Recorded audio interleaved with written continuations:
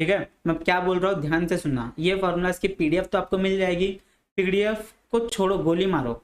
आपको यहाँ पर वीडियो आप लोग देख रहे हो, वीडियो देखते देखते आपको खुद से अपने हाथों से लिखना है। Write down the formulas, write down the formulas. Hello everyone, welcome back to our channel Gyan lab once again. So finally अभी वीडियो आ रही है। कुछ 3-4 दिनों से वीडियो नहीं आ रही थी, मुझे पता है, तो उसके लिए सबसे पहले मैं बोलूंगा सॉरी। लेकिन अब आगे भी आपको कंटिन्यू वीडियो मिलती रहेगी। तो थोड़े से प्रॉब्लम्स थे, इसलिए वीडियोस अपलोड नहीं हो पा रही थी, वीडियोस नहीं बन पा रही थी। तो अभी हम लोग चलिए फटाफट चालू करते हैं हमारा कंटिन्यू सीरीज, जिसका अभी नेक्स्ट चैप्टर है magnetic field due to electric current. अभी मुझे पता है आप लोग क्या बोलोगे, सर करंट इलेक्ट्रिसिटी का पार्ट 2 वाला वीडियो कहाँ पर है, एमसीक्यू का, सर पीवाईक्यू सीरीज का पार्ट 2 कहाँ पर है। तो पार्ट 2 बहुत जल्दी आने वाला है, उसके लिए आप टेंशन मत लो, आपको सारे एमसीक्यूज की वीडियोस मिल जाएगी, तो उसका टेंशन लेना भी छोड़ दो। अभी फटाफट हम लोग सारे फॉर्मुलाज की वीडियोस फटाफट देख लो, फॉर्मुलाज नोट डाउन कर लो। अगर ये फॉर्मुला की पीडीएफ आपको चाहिए तो आपको ये टेलीग्राम ग्रुप पे मिल जाएगी, टेलीग्राम ग्रुप से डाउनलोड कर लेना, ठीक है। तो चलो अभी स्टार्ट करते हैं। सबसे पहले magnetic field due to electric current, बहुत ही इंपॉर्टेंट चैप्टर है, बहुत ज्यादा इंपॉर्टेंट है, बहुत ईजी भी है और बहुत सारी चीजें है इसमें, बहुत सारी चीजें जो आपको करनी है। तो सबसे पहले आप लोग क्या करोगे, अगर आप लोग ये नया नया एकदम फ्रेश, आपको पता ही नहीं इसके अंदर क्या होता है magnetic field due to electric current में, इसकी कहानी नहीं पता, इसके अंदर कोई टॉपिक्स ही नहीं पता कि इसमें क्या क्या है, डायरेक्ट लॉ क्या होता है, एम्पियर्स लॉ क्या होता है, फिर सोलेनोइड क्या है, टोरॉइड क्या है, अगर ये कुछ भी आइडिया नहीं है तो आप लोग को मैं पहले एक चीज रिकमेंड करूंगा, जाके इसके लेक्चर्स देख लेना, डिटेल वाली थ्योरी लेक्चर्स देख लेना आप लोग। अगर डिटेल में आपको थोड़ा बहुत पता है सर, हाँ थोड़ा थोड़ा आइडिया है, लेकिन पूरा डिटेल में नहीं पता है, तो आप लोग वन शॉट वाला जाके लेक्चर देख लेना। कहाँ पर है सर, वन शॉट वाला जाके लेक्चर देख लेना, उसकी लिंक मैं आपको डिस्क्रिप्शन में दे दूंगा। नहीं तो आप लोग को वन शॉट वाली सीरीज प्लेलिस्ट आपको मिल जाएगी, प्लेलिस्ट सेक्शन में जाके, तो वहां पर भी आप लोग जाके देख सकते हो, तो वो देख लेना, क्योंकि इसके इंपॉर्टेंट कॉन्सेप्ट बहुत ज्यादा इंपॉर्टेंट है। इसके ऊपर क्वेश्चन कैसे बनते हैं, कॉन्सेप्ट प्लस थ्योरी मिला के आपको यहाँ पर क्वेश्चन पूछेंगे, बहुत इजी क्वेश्चन होंगे।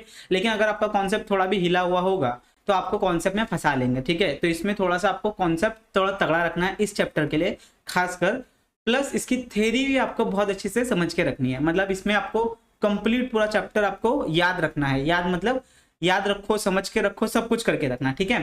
तो चलो अभी फटाफट हम लोग फॉर्मुला शीट के ऊपर डिस्कशन करते हैं, ठीक है। पूरा फॉर्मुला की लिस्ट लेके आ गया हूँ मैं कि कौन कौन से फॉर्मुलाज है, क्या क्या है इसमें, क्या क्या याद रखना है आपको, सारी चीजें मैं आपको डिटेल में बताने वाला हूँ। उससे पहले अगर चैनल पे नए हो तो चैनल पे वीडियो पे लाइक कर देना, ओके।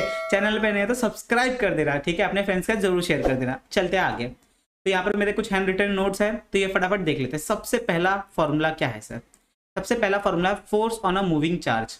मतलब आपके पास एक चार्ज है, अगर उस चार्ज को आप लोगों ने मैग्नेटिक फील्ड में रखा होगा, कहाँ पर रखा होगा, मैग्नेटिक फील्ड में रखा होगा, तो उसके ऊपर, उस चार्ज के ऊपर कितनी फोर्स लगेगी, उस चार्ज के ऊपर कितनी फोर्स लगेगी। अभी इसको मैं थोड़े से अलग तरीके से समझाता हूँ आपको। पहला क्वेश्चन, अगर एक चार्ज है, ये मैग्नेटिक फील्ड है, अगर उसमें मैंने चार्ज को लाके रख दिया, क्या कर दिया, सिर्फ लाके रख दिया, तो क्या उस चार्ज के ऊपर कोई फोर्स लगेगा, कमेंट करके बताना, क्या उस चार्ज के ऊपर कोई फोर्स लगेगा।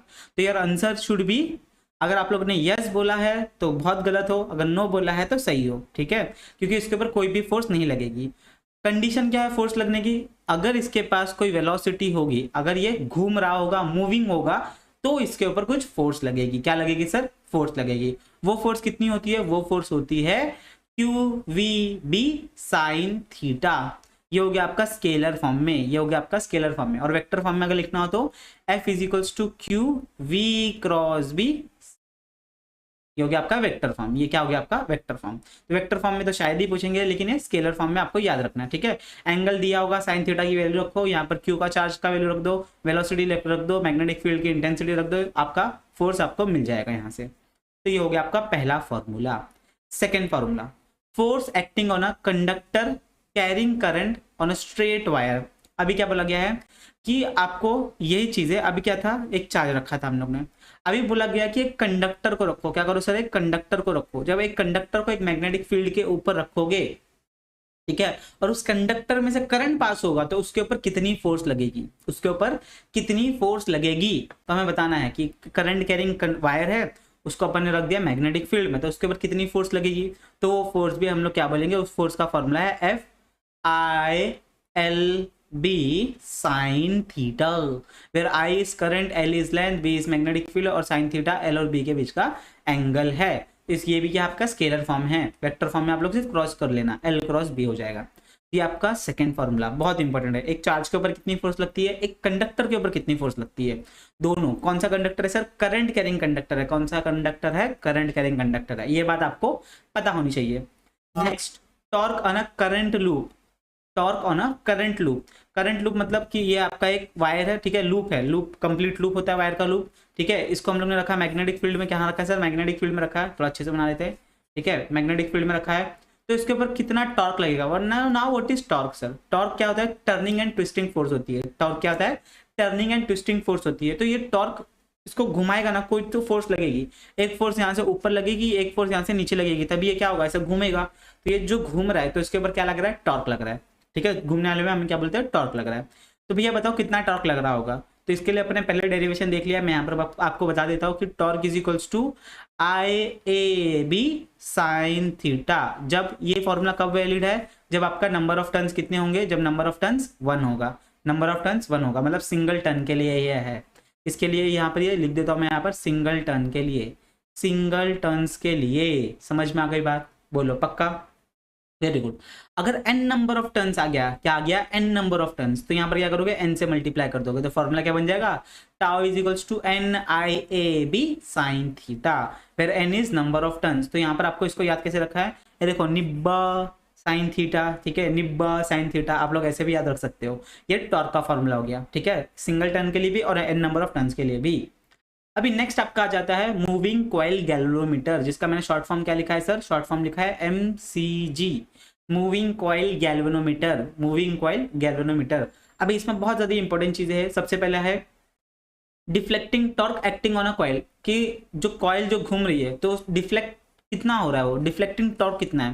तो डिफ्लेक्टिंग टॉर्क का वही फॉर्मूला है, सिर्फ यहाँ पर क्या आ गया, कॉस थीटा आ गया है। क्या आ गया है, कॉस थीटा आ गया है। तो ये वाला फॉर्मूला इंपॉर्टेंट है क्या, ये वाला फॉर्मूला ज्यादा इंपॉर्टेंट नहीं है।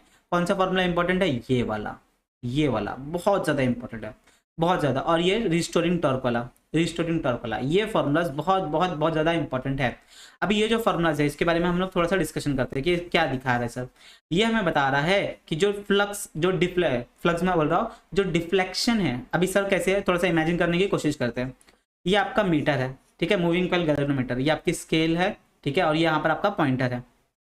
अभी मुझे बताओ, गैल्वेनोमीटर है, गैल्वेनोमीटर में से करंट जाएगा तभी ये पॉइंटर डिफ्लेक्ट होगा।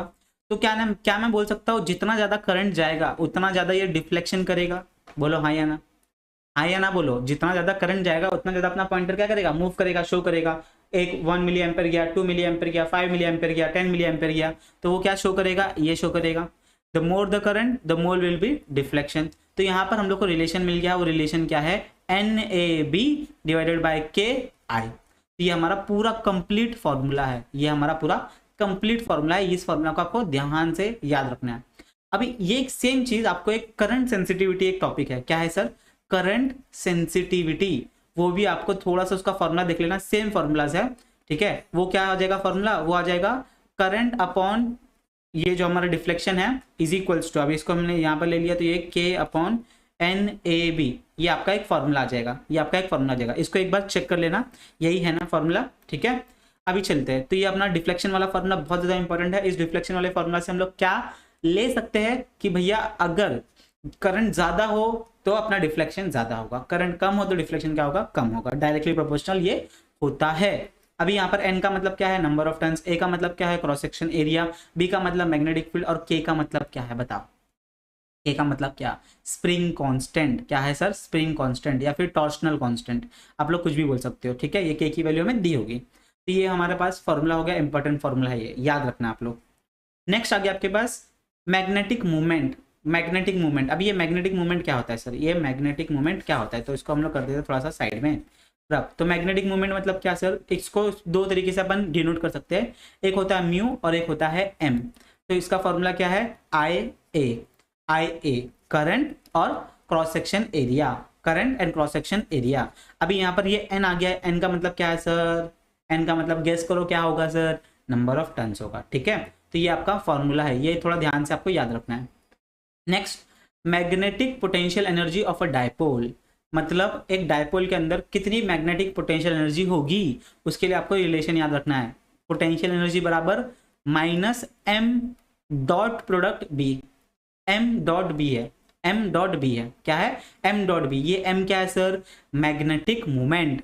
क्या है ये? Magnetic dipole moment. अब याद रखना आपको, यही सेम चीज आप लोग ने इलेक्ट्रिक डायपोल मोमेंट में भी देखी थी। क्या देखी थी कि इलेक्ट्रोस्टैटिक्स में हम लोगों ने देखा था कि एनर्जी डायपोल में कितनी पोटेंशियल एनर्जी स्टोर होती है, वो होती थी ई डॉट, सॉरी यहाँ पर आ गया पी आ जाएगा यहाँ पर इलेक्ट्रिक पोल, और यहाँ पर आ जाएगा इलेक्ट्रिक पोल बोल रहा हूँ मैं, मूवमेंट, और यहाँ पर आ जाएगा electric field, P dot E आ गया था। ठीक है, तो वो आपको ध्यान से याद रखना है, ये आपके सारे टेक्स्ट बुक में दी गई है। तो यहाँ से आप लोग अगर इसको सॉल्व करोगे तो डॉट प्रोडक्ट है, डॉट प्रोडक्ट करना हटाना है तो क्या करना पड़ेगा अपने को? कॉस थीटा से मल्टीप्लाई करना पड़ेगा। और ये आपके बहुत इंपॉर्टेंट क्वेश्चंस आए थे पिछली बार, मतलब 2021 में इसके ऊपर बहुत सारे क्वेश्चंस आए थे, बहुत सारे शिफ्ट्स में आए थे।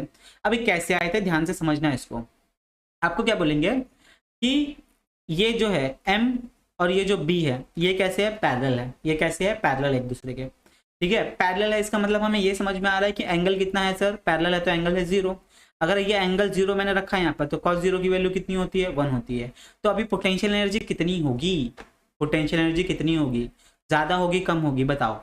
ठीक है, तो माइनस की वजह से क्या होगी? मिनिमम होगी। अभी सेकंड चीज हुई, अगर ये दोनों एंटी क्लॉक, ये है एंटी पैरेलल है। क्या है? एंटी पैरेलल, तो एंगल कितना हो जाएगा?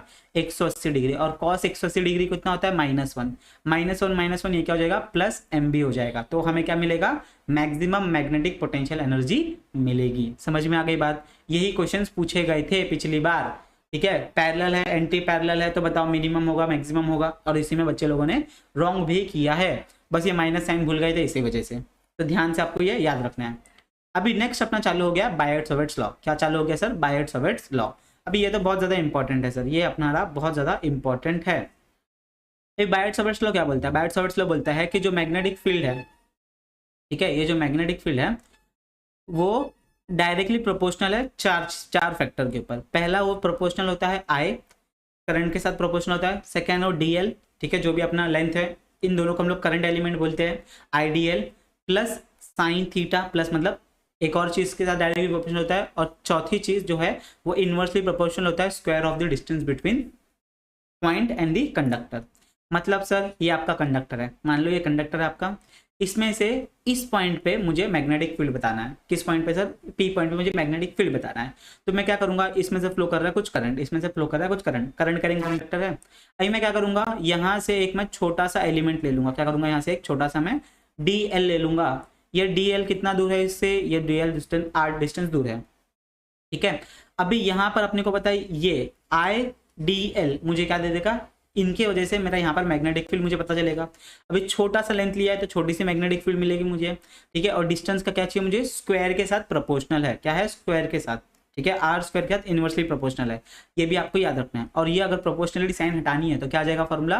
वो आ जाएगा D B is equals to mu naught upon 4 pi I D L sine theta upon R square. अभी इसके रिलेशन के ऊपर बहुत सारे क्वेश्चन बन जाएंगे, रिलेशन के ऊपर बहुत सारे क्वेश्चन बन जाएंगे कि मैं करंट इंक्रीज करोगे तो मैग्नेटिक फील्ड इंक्रीज होगा क्या? हाँ सर, डायरेक्टली प्रोपोर्शनल है।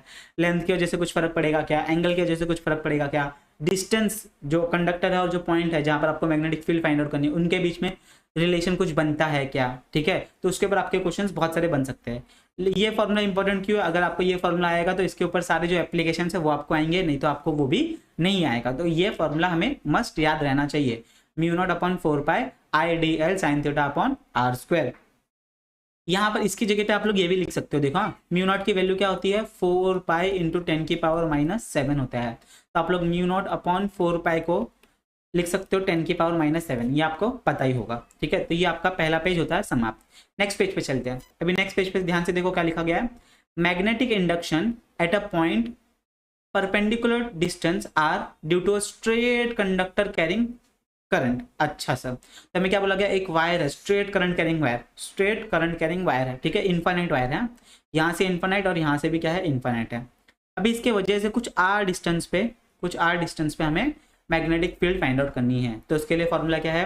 For infinite wire magnetic field कितनी होगी? वो होगी mu naught I upon 2 pi R, mu naught I upon 2 pi R, where R क्या है? आर है distance between this wire and point. Okay, ये इनफाइनाइट वायर के लिए हो गया। अभी पूछेंगे सेमी इनफाइनाइट वायर के लिए बताओ। किसके लिए बताओ? Semi infinite wire. मतलब सेमी मतलब क्या हो जाएगा?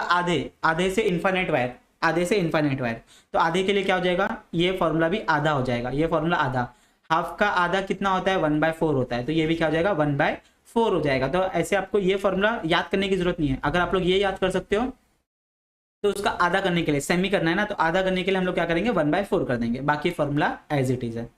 नेक्स्ट आ गया आपके पास फोर्स पर यूनिट लेंथ। अभी ये बहुत ज्यादा इंपॉर्टेंट है। अभी इसमें क्वेश्चन कैसे आएंगे, आपको बोलेंगे कि आपके पास दो कंडक्टर है, क्या है, दो कंडक्टर है, इन दो कंडक्टर में से करंट जा रहा है, ठीक है, इन दो कंडक्टर में से करंट जा रहा है I1 I2।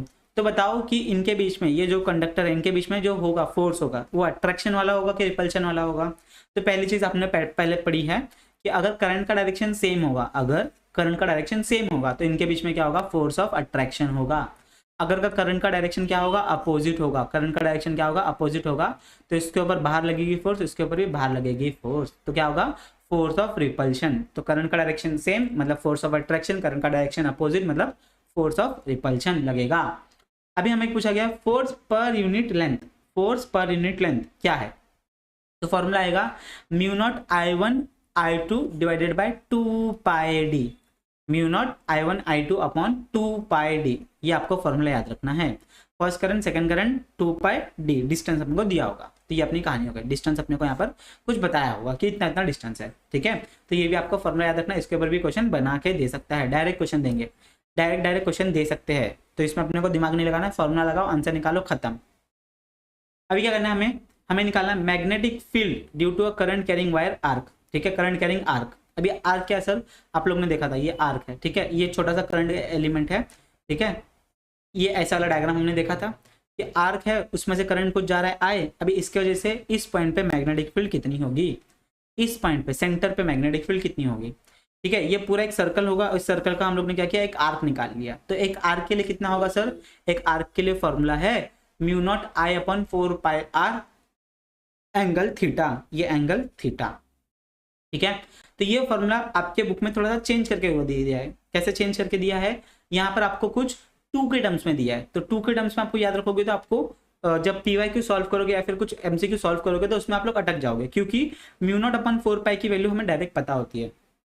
Mu naught upon 4π की वैल्यू कितनी है, 10⁻⁷ है, तो डायरेक्ट पुट करोगे, पाई की वैल्यू यहाँ पर, आई की वैल्यू हमें दी होगी, आर की वैल्यू हमें पता है, और थीटा रखोगे और आपका कहानी सॉल्व हो जाएगा। तो ये आपको आ जाएगा कि एक आर्क की वजह से, ठीक है, एक आर्क की वजह से, करंट कैरिंग वायर आर्क की वजह से मैग्नेटिक फील्ड कुछ डिस्टेंस पे, आर डिस्टेंस पे कितनी होगी, तो वो हम लोग डायरेक्ट यहाँ पर बता सकते हैं, ये इजी है।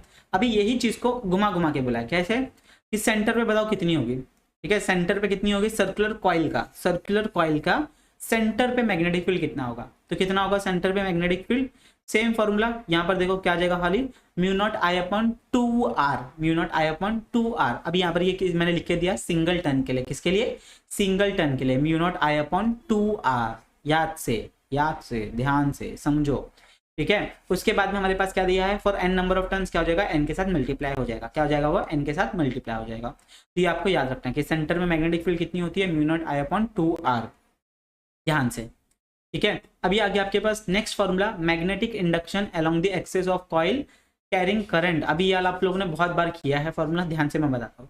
ये आपकी एक कॉइल है, ये आपकी एक कॉइल है, इसके कोई एक एक्सेस पे यहाँ पर आपको निकालना मैग्नेटिक फील्ड, ठीक है, आपको निकालना मैग्नेटिक फील्ड, ये Z एक्सेस पे, ठीक है। तो यहाँ पर आप लोग छोटा सा एलिमेंट लोगे, यहाँ से ड्रॉ करोगे, छोटा सा एलिमेंट यहाँ पर लोगे, यहाँ से ऐसे ड्रॉ करोगे, फिर यहाँ पर ऐसे निकालोगे, ऐसे ऐसे करके ड्रॉ करोगे, ठीक है। तो आप लोग को डेरिवेशन अभी करना नहीं है, आपको डायरेक्ट फॉर्मूला याद होना चाहिए कि मैग्नेटिक फील्ड कितना होगा। तो मैग्नेटिक फील्ड का फॉर्मूला है magnetic field B is equals to mu naught I/r² divided by 2Z² plus R² 3/2, ये आपका टोटल फॉर्मूला हो गया। अभी इसमें भी बहुत सारी कंडीशंस है। कंडीशन क्या है कि अगर ये जो पॉइंट है, ये जो बाहर हम लोग ने पॉइंट रखा है, ये यहाँ पे जो पॉइंट है, अगर वो पॉइंट यहाँ पर आ गया, अगर वो पॉइंट प्लेन में आ गया, मतलब z की वैल्यू कितनी हो जाएगी, 0 हो जाएगी। अगर z की वैल्यू 0 हो जाएगी तो फॉर्मूला क्या बन जाएगा, फॉर्मूला बन जाएगा म्यू नॉट I/r², 2, z की वैल्यू तो 0 हो गई, और यहाँ पर ये r सॉल्व करोगे तो 2 से 2 कैंसिल, बचेगा r3, और ऊपर एक r है नीचे है, तो यहाँ पर क्या हो जाएगा, खाली r बचेगा और ये कैंसिल हो जाएगा। तो ये अपना फॉर्मूला बन गया। अभी यही फॉर्मूला तो हम लोग ने किया था कि एक कॉइल के सेंटर में कितना होता है मैग्नेटिक फील्ड, इतना ही होता है, अभी किया था हम लोगों ने। तो समझ पा रहे हो कैसे कनेक्ट करना है चीज़ों को, यस, चलो बहुत बढ़िया, तो ये आपका फॉर्मूला हो गया। नेक्स्ट आ गया आपका एम्पियर्स लॉ। नेक्स्ट आ गया आपका एम्पियर्स लॉ। अगर लोगों को गॉस लॉ पता है तो एम्पियर्स लॉ भी आपको पता होगा। अभी मैं इसको समझा देता हूँ आपको। मान लो आपके पास बहुत सारे वायर्स है जिसमें से करंट फ्लो कर रहा है। क्या कर रहा है? करंट फ्लो कर रहा है। तो जैसे गॉस लॉ में हम लोग ने गॉसियन सरफेस देखा था, एक imaginary surface around the surface, वैसे यहाँ पर भी एक इमेजिनरी सरफेस आ जाती है जिसको हम लोग एम्पेरियन लॉ बोलते हैं। क्या बोलते हैं? Amperian loop. लॉ नहीं, एम्पेरियन लूप बोलते हैं। उस लूप के अंदर जो भी वायर है, वही हम लोग कंसिडर करेंगे, और जो उस लूप के बाहर है उसको हम लोग कंसिडर नहीं करेंगे। मान लो यहाँ पर 5 वायर है, इन 5 में से 4 वायर लूप के अंदर है और 1 वायर लूप के बाहर है, तो उसका करंट का वैल्यू हम लोग कैलकुलेट नहीं करेंगे। तो यहाँ पर close loop integration B.ds is equals to mu naught I. अब ये जो आई होगा ये पूरा एनक्लोज्ड वाला होगा, ये जो आई होगा करंट एनक्लोज्ड इन दी एम्पेरियन लूप, जो भी लूप के अंदर वाले करंट्स होंगे वही लेना है। अभी करंट भी कैसे लेना है हम लोग इसको ऐसे देख लेते हैं कि लूप में से बाहर आने वाले करंट को ले लो पॉजिटिव और अंदर जाने वाले करंट को ले लो नेगेटिव। ठीक है, आने वाले को पॉजिटिव, जाने वाले को नेगेटिव। तो आप लोग को क्या करना है? नेट लेना है। क्या करना है आपको? यहाँ पर नेट वैल्यू लेनी है। क्या करनी है? Net value. अभी नेट कैसे सर? मान लो कि यहाँ पर I1 प्लस I1 होगा, माइनस I2 होगा, प्लस I3 होगा, माइनस I1 होगा, I4 होगा, इज इक्वल्स टू अपने को पूरा नेट करंट मिल जाएगा। जो भी वैल्यू होगी वो हम लोग यहाँ पर पुट कर सकते हैं। ठीक है, तो ये आपकी कहानी हो गई। आई होप सबको समझ में आ रहा है। नेक्स्ट आ गया आपके पास सोलेनॉइड। इसके ऊपर तो बहुत सारे क्वेश्चंस आपने देखे हैं। फॉर्मूला वही है म्यू नॉट एन आई, लेकिन यहाँ पर एन की वैल्यू क्या है? एन मतलब होता है number of turns per unit length, number of turns per unit length. Next आगे आपके पास टोराइड। टोराइड मतलब क्या सर? सेम फॉर्मूला, देखो फॉर्मूला सेम दिख रहा है ना, लेकिन यहाँ पर डिफरेंस क्या है? यहाँ पर एन का मतलब था number of turns per unit length, लेकिन यहाँ पर एन का मतलब क्या है?